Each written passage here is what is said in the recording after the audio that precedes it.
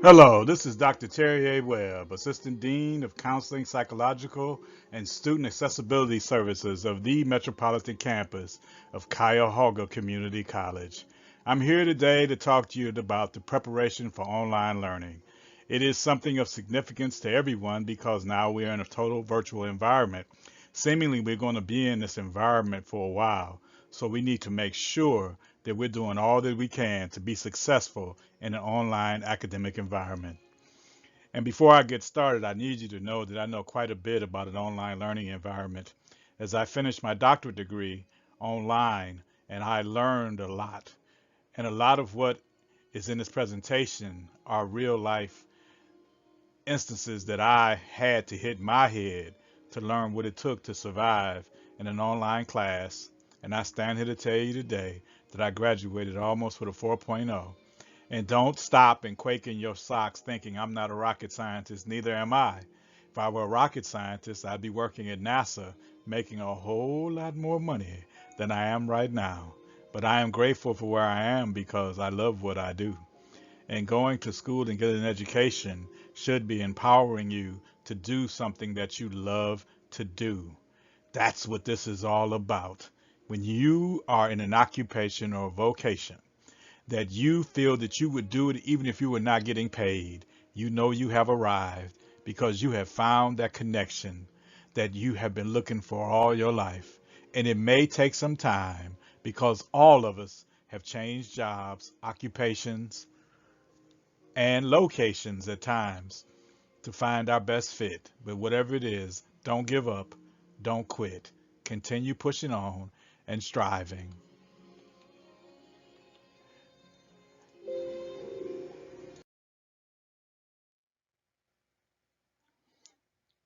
We're going to talk today about tips for online learning in the virtual environment. And one of the things that we need to do is to always plan ahead. You must always be thinking about what's coming next and not relenting and pursuing the next assignment or the next thing that you have to do to get to where you want to be. You will always need to have a reasonable schedule. That is, minimize multitasking. Many people overbook themselves and try to do too many things at the same time. Like, for instance, many of us will definitely try our best to do washing, ironing, cooking, cleaning, fixing stuff in a home and working at home while we're trying to do our regular work. Where in an academic environment, if you were in a classroom, you would not try to do that. And we need to try to keep the same methodology going. And another thing that I've learned too is that we need to always have backup technology. You must always have backup technology.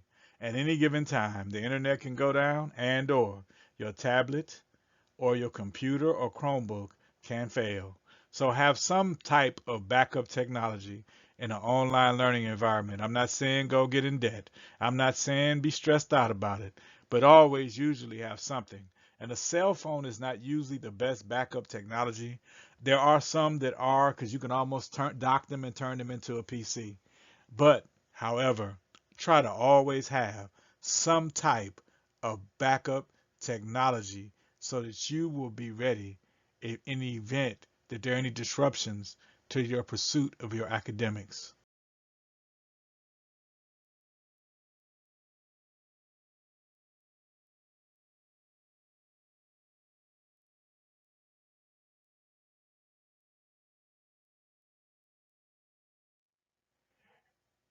You need to also, too, have your virtual office space, one that is comfortable, but not too comfortable. You don't want to fall asleep. Trying to study in a recliner for some is not a good thing. I know even myself, it is not the best option, but it needs to be comfortable and it should have access to the internet, either Ethernet cord or Wi-Fi, but it needs to be clear access to the internet. And you should have around you immediately all the supplies you need to be successful in your academic pursuits. And another thing I found out personally is that you really need to have a comfortable chair. Not a dining room chair. Sometimes those are brutal if you sit in them for 2 or 3 hours. But you need to have a comfortable chair and you will need technology. You will need technology. In an online learning environment, you need reliable technology, and it's advised to try to have mid to upper grade memory and speed so that you will be able to do everything that you intended to do. It is not a good idea to try to do an online class through a cell phone, and we just need to be mindful of that when we're going after our academic pursuits.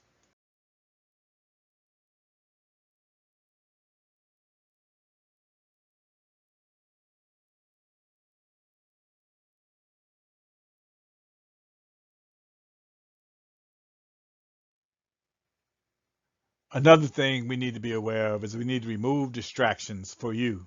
Distractions for you is the key thing because everybody's not distracted by the same thing. Like for me, television shows wouldn't distract me. But for some, a television is a huge distraction because TVs have game systems hooked to them. They have a lot of things. And people even have the internet and YouTube on their TVs now. There are a lot of things that can stop you from being focused in your academic pursuits. It would be advised to go out to find you a quiet zone, somewhere you can study. Now, the reason I say somewhere you can study, it must be customizable to you. For me, studying in the dead calm of quiet with no sound is distracting to me. But you must find out what works best for you. And I know this might be difficult for some because I know some of the children in my family and even some adults. Sometimes you have to turn off your cell phone or silence your cell phone and not answer it if you're in the midst of studying something. Suppose you were studying for your AP test or your Math 955 or 1240 test. You need to focus so that you don't waste financial aid or your own resources jeopardizing your passage of a class just because a phone is ringing. I'm not saying that emergencies and things don't happen, but hopefully every call or every page or whatever you get is not an emergency. And also on your computer, if you're doing a lot of virtual work, you need sometimes turn off the instant messaging and notifications on your computer. Because sometimes if you're listening to certain recordings or other lectures or things online, that could interfere with it. And another thing that I know some young people in my family struggle with is to inform people not to bother you during your consistent study time. When I say consistent, that means that you need to carve out time regularly that all you do is study. And you'll find out the more you do this, the easier it will be to do it. And you'll find out that you'll be studying less time because you're actually putting your effort into learning exactly what you need to learn. So sometimes you have to tell your friends not to bother you, your family, and if at all possible, your children to not bother you when you're in the midst of doing your schoolwork, online or on ground. Another thing that we really, really need to do in removing distractions is to make sure our study times are schedules and distance yourself from games, pets. I didn't want to put it in writing, but sometime even the refrigerator. I know myself that I have a weakness for red velvet cake and coconut cake and pecan pie. If it's around, I feel it calling me in the refrigerator. But see, I make sure that I'm not near a refrigerator so that they can't call me. And pets are cute and they can be distracting or they can be calming. You have to gauge that for yourself and learn the power of one of the most underused words, but one of the most powerful words in the English language, the word no. And while you're studying, try to stay hydrated. Being dehydrated makes it difficult to focus. Remember, the human body is mostly water, and being dehydrated it can be a serious problem. And just in case you didn't know, caffeine can dehydrate you. And keep healthy snacks in your work area, because if you're hungry, it's hard to focus. Healthy snacks are things that are low in sugar, but high in the things that you need, that are nutrients to help you be able to remain focused. And it's good for you that you're not sitting there doing something to your body that later on that you suffer from some chronic illness from eating junk. Because I love Chico sticks and I love Snickers bars, and I can't eat that stuff all day. I'd be dead if I did. But there are things you can eat. Haven't found all of them yet, but I did find a good protein bar and a protein drink I can drink that has 1 gram of sugar. There are healthy alternatives, and some of them can be cost effective. These help you stay mentally sharp. So make it a point to not do anything that's going to make you sleepy. If you eat a whole lot of food and sit down and study, unless you're really exceptional, you may become a little groggy and totally miss out on the intent of what you're supposed to be studying. So be honest with yourself.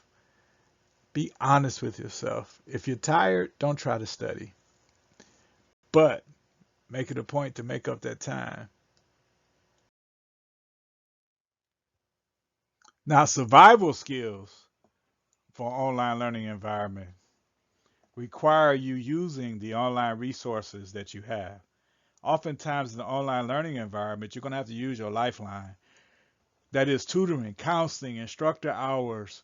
Sometimes you're going to even have to use your buddies in your course, your classmates that are in your online course, because you may not be able to actually go to a building to receive help in real time. And some instructors have 24 to 48 hours to return an email or any type of call back to you. Within that time, you may have received another assignment depending on when this happens. So you need to use every resource that you have that is available to you while you're in an online learning environment. And one way to minimize the collateral damage of impending difficulties is that you work ahead. You stay ahead in your work. So you have time. If you foresee a problem coming, you have time. This is why it's good to have a study buddy. This is also excellent time to mention to you too that when you're working on projects in your schoolwork, save them in multiple places in an organized folder by subject or however you codify or keep your stuff together. I learned a serious lesson with that when I was in grad school this last time. The computer died on me. I lost a 100-page paper. If I wasn't who I am, I might even cry. My professor became emotional because she was there with me when the computer went up in smoke. If I had just saved it to Gmail, saved it to external hard drive, and another thing, Google Drive, virtual drives, the cloud, because sometimes flash drives fail, and some systems won't let you use a flash drive because of potential for carrying corrupt programming. And you should always write your papers ahead of time and have them reviewed by the writing center. You need to make it a point to have your papers reviewed by the writing center if you're writing a paper, so that you use all the resources that you have around you so that you can be ready to go out and succeed in everything that you're doing.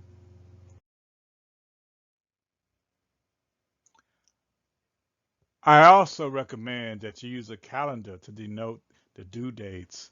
And I would try to mark everything at least 2 days ahead of the time that it's due. So in your mind, you would know that it's due.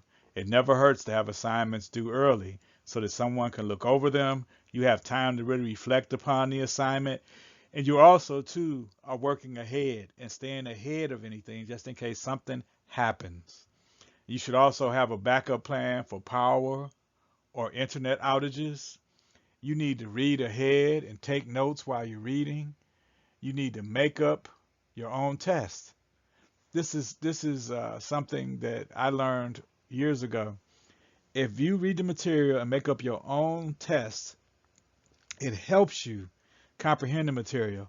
If you expand that and include a couple of colleagues in your class and you all make up questions and you all put them together and make one test and you all take it, it is a method of study that I know has had great benefit. And now with technology, you can do a lot of things and you don't have to even be in the same location.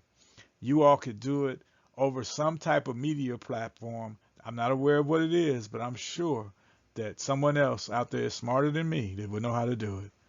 And be sure to engage your discussion boards. Using the discussion boards and answering discussion questions in the time that the professor dictates actually helps you have a better grasp in the critical thinking realm of the topics that are being covered in the course.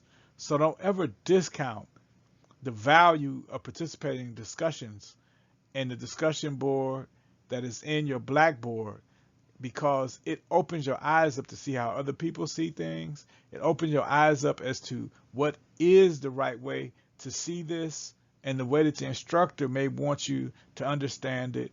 It's a great means of working in an academic environment to gain a deeper understanding, because you're taking it and you're applying it to something, and it helps you retain it and recall it down the road.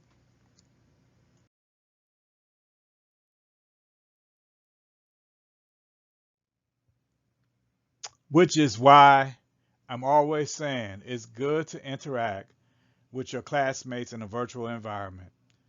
You know that it's totally appropriate for you all to arrange to meet up together and discuss the stuff that's being covered in the course. That's why it really benefits you to be proficient in Blackboard, and it's super important to be proficient in WebEx and other internet conferencing software, so that you'll be able to connect and interact with the people that you're in the class with. Don't ever think that college and an online learning environment is an isolated thing where you're on an island all by yourself. We all need each other in an academic environment, and we all should be striving to be team players. And I can't emphasize this enough, that you need to stick to your daily schedule. Stick to your daily schedule. Stick to your daily schedule and interact with your professor in each course. Use their office hours. Send them questions. And no question on the course is too big or too small. As long as you're on the material that is being covered in the course, you cannot be wrong. Don't ever think that your question is dumb, or be afraid to ask a question. Because generally, usually there's somebody else that may have the exact same question. They just didn't know how to say it, and they're just glad that you did.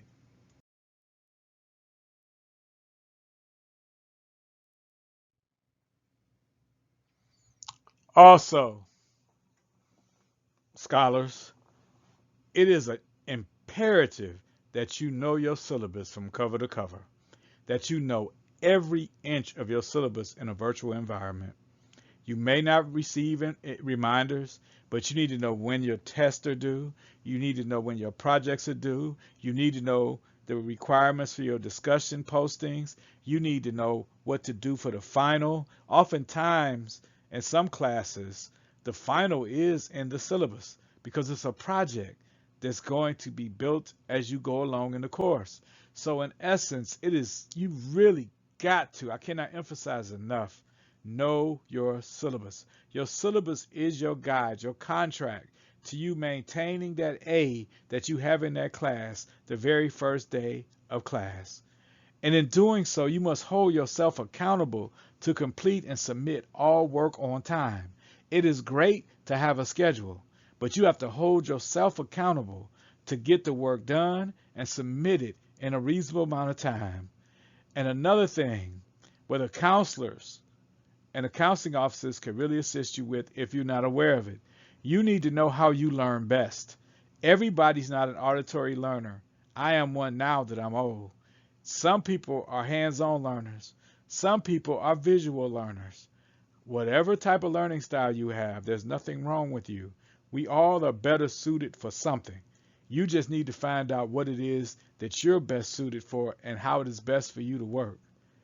I know, for example, myself, I'm at my best at 3 or 4 o'clock in the morning. And for me, that was my ideal study time. I could calculate the square root of the world. You know, that's a joke too, by the way. Not a good one, but it is. The square root of the world at 3 or 4 o'clock in the morning, and I would work for 3 or 4 hours, and I would be refreshed because that's my time of day. I'm telling you that to let you know that what is your time of day, and that is probably the time of day that you should study. Equally so, if you're at your best at 2 p.m., that's also probably when you should do your most difficult subject, because you need to make sure that you're not tired and you're at your best. Because if you love a subject, like growing up, I loved math and science. So for me, even if I was a little tired, I could do those because I enjoyed them immensely. For me, the most difficult subject for me was English, literature. Not my thing, but I had to pass it. And actively engage and participate in everything in the course. Everything matters, even in an online course. And if you do not understand something, be sure to connect with the appropriate resources. On the campus, use every resource that is available to you. Never think that you're being abandoned. Never think that people don't see you. Never think that there is no hope. You have to clearly communicate your difficulties and your victories so that people will acknowledge them and be willing to assist you in any way that they can. It is your responsibility to reach out and seek the help that you need in a virtual environment, because no one else knows what you need but you. And most of us have difficulty asking for help. Please, please, I beg of you, stop that. It's nothing wrong with you asking for help from the appropriate resources so that you can increase the likelihood of your success in your academic pursuits. Never give up, never give out on yourself. If you have any questions or would like to reach me, you can contact me at any of these methods down below on this slide. I would be happy to talk to you and or direct you to the resource that is best suited to meet the need that you have. That's why we're Cuyahoga Community College, the place where futures begin. And we are here for you. And don't ever think that you can't receive help. If you open your mouth and communicate with us, we'll do everything we can that is within our power to help you achieve the goals and the dreams that you have set for yourself. Take care, be safe, and continue pursuing your dreams and earn your degree or your academic credential or certificate. Never sell yourself short, and know that you are worthy, and you will do this. In due time, you will be successful more than you ever even dreamed of right now. Why? Because you're trying and you pushing for the prize. Don't stop. Don't give up. You are worthy, and you can survive in an online environment because you're going to use the resources. You're going to marshal yourself to get study buddies. You're going to align yourself with the systems and the technology that you need to be successful. And if you ever have any questions about the technology, all you have to do is contact the deans of student affairs in your respective campuses, and they will more than likely help you with anything else that you may need help with. Just don't give up. Don't give out. You deserve to have your degree or certificate. You deserve to achieve everything that you have written down on paper as far as your goals, your dreams, your hopes, and your desires. Never, ever stop going after what you want. You can do online learning. You can do online learning. Say it with me. I can do online learning. One more again. I can do online learning. You can do this. Review the slides. Call me if you have any questions, and we will do everything we can that is reasonably possible to help you achieve everything that you're after If you work with us, we will walk beside you. Take care, stay safe, and don't do anything that would denigrate the integrity of your future, because victory is yours.